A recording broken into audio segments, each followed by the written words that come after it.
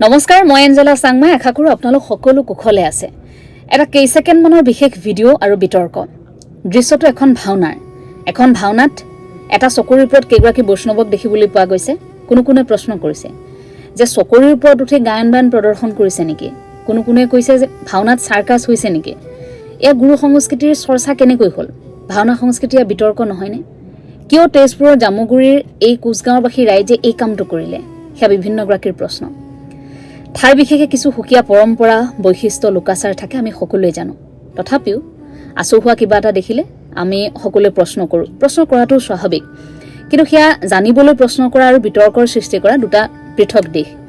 মই কেইটামান কথা আপোনালোকক জনাব বিচাৰিছোঁ। স্থানীয় লোকসকলৰ সৈতে কথা বতৰা পাতিছিলোঁ, তেখেতসকলৰ সৈতে পতা কথা আৰু বিভিন্ন সময়ত জামুগুৰিলৈ গৈ যি অভিজ্ঞতা আহৰণ কৰিছোঁ সেই অনুসৰি দুই এটা কথা আপোনালোকক জনাব বিচাৰিছোঁ।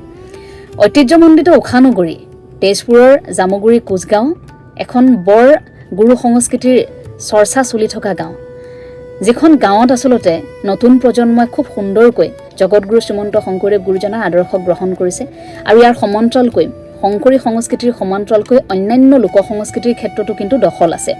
কিমান সক্ৰিয় কিমান সচেতন সেয়া বিভিন্ন সময়ত আমি দেখি আহিছোঁ। গতিকে এনেকুৱা এটা ভুল তেজপুৰৰ জামুগুৰি কোচগাঁৱৰ ৰাইজে অন্তত কৰিব নোৱাৰে বুলি অকণমান হ'লেও ক'ৰবাত এটা বিশ্বাস আছে, সেইবাবেই কথাখিনি ক'বলৈ আগবাঢ়িছোঁ। তেজপুৰৰ জামুগুৰিৰ যিখন গাঁৱৰ কথা আপোনালোকক কৈছোঁ, কোচগাঁও, সেই কোচগাঁৱত ঐতিহ্য বহন কৰিব পৰা বহু সমল আছে। কেন্দু পুখুৰী বা ৰাইজে তাক কালিন্দী হ্ৰদ বুলিও কয়, মোলান পুখুৰী আছে তাত সতিনী পুখুৰী। আৰু সেই কোচগাঁৱতেই শ্ৰী শ্ৰী লক্ষীকান্ত দেৱে প্ৰতিষ্ঠা কৰিছিল বালিসত্ৰ। আৰু সেই বালিসত্ৰ প্ৰতিষ্ঠা হোৱাৰ পাছৰে পৰা কোচগাঁৱত কালীয় দমন ভাওনা ভাগিৰ প্ৰদৰ্শনৰো এক ব্যৱস্থা আৰম্ভ হৈছিল। সেই পৰম্পৰা এটা বা দুটা দিনৰ নহয়, সেই পৰম্পৰা 230 বছৰীয়া। প্ৰতি বছৰেই কালীয় দমন ভাওনা ভাগি তাত প্ৰদৰ্শন কৰা হয়। জগতগুৰু শ্ৰীমন্ত শংকৰদেৱ গুৰুজনাই তিৰুভাৱ তিথিৰ সৈতে সংগতি ৰাখি এই ভাওনা ভাগিৰ প্ৰদৰ্শনৰ ব্যৱস্থা কৰে গাঁৱৰ ৰাইজে। কিয় কৰে?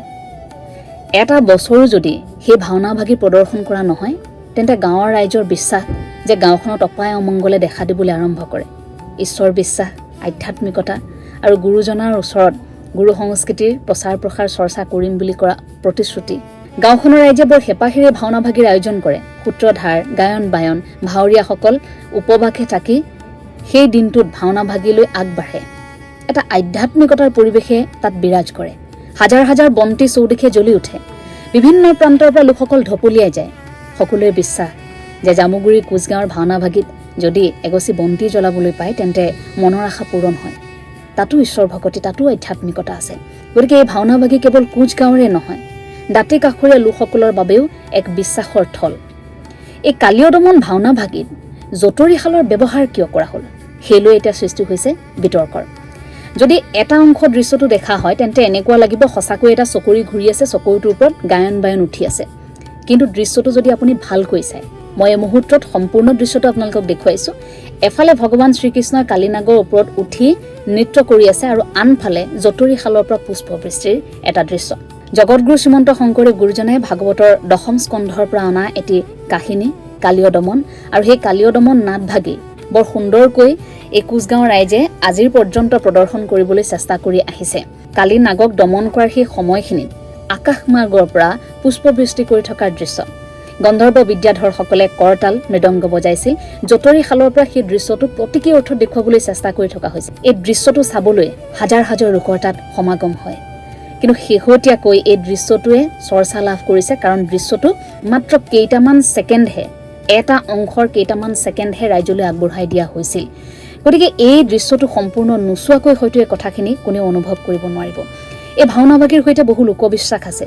এই ভাওনাখন শেষ হোৱাৰ পাছত আনকি কালীনাগৰ যিভাগ মুখা ব্যৱহাৰ কৰা হয়, সেই মুখাভাগো বৰ সযতনে ৰাখি থয় ৰাইজে। বৰ সভক্তি আৰু শ্ৰদ্ধাৰে সেই মুখাভাগ থৈ দিয়া হয়। গুৰু আসনৰ কাষতে, মণিকূটৰ কাষতেই থৈ দিয়া হয়। আগতে বিশ্বাস কৰিছিল যে ভাওনাভাগ হৈ থকাৰ সেই সময়খিনিত কালীনাগে নামঘৰৰ চৌদিশে ভ্ৰমণ কৰি থাকে, তেনেকুৱা এটা বিশ্বাসো কৰিছিল। গতিকে বিশ্বাসে মিলয়ে হৰি, মানিলে ধান নামানিলে পতান।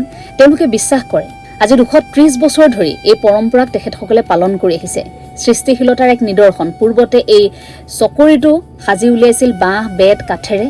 এতিয়া কিছু প্ৰযুক্তিৰ যিহেতু প্ৰয়োভৰ ঘটিল গতিকে নতুন প্ৰজন্মও ভাওনা ভাগিত অংশ লৈছে গতিকে নতুনসকলে হয়তো তাত অকণমান সংযোজন কৰি সেই কাঠৰ পৰিৱৰ্তে এতিয়া লোহাৰৰ এটা চকৰি বনাই লৈছে অৰ্থাৎ জটৰীশাল বনাই লৈছে কিন্তু পৰম্পৰাক তাত বিকৃত কৰা হোৱা নাই তাত পৰম্পৰাক তুলি ধৰিবলৈ চেষ্টা কৰা হৈছে গুৰু সংস্কৃতিক বিকৃত কৰা হোৱা নাই অথবা আমি ক'ব নোৱাৰোঁ যে এয়া আধুনিকতাৰ পৰশ এয়া গাঁওখনৰ ঐতিহ্যৰ এক প্ৰমাণ এক উদাহৰণ প্ৰতিখন গাঁৱৰে এনে বহু কাহিনী থাকে প্ৰতিখন গাঁৱৰে এনে বহু স্বকীয় বৈশিষ্ট্য লোকাচাৰ পৰম্পৰা আছে আমি হয়তো নজনাকৈ তেনে বহু কথা থাকি যায় এই বিতৰ্ক মই ভাবোঁ তেজপুৰৰ জামুগুৰি কোচগাঁওবাসী ৰাইজক সহায়হে কৰিলে এই ভাওনাভাগীৰ বিষয়ে ৰাইজে জানিবলৈ এটা সুযোগ সুবিধা পালে আৰু পূৰ্বতে সৃষ্টিশীলতাৰ এক নিদৰ্শন হিচাপে খুব গাঁৱৰ ৰাইজৰ মাজত চৰ্চা লাভ কৰা সেই জটৰীশালটোৱে এইবাৰ সামাজিক মাধ্যমত চৰ্চা লাভ কৰিলে ভালে থাকক সকলো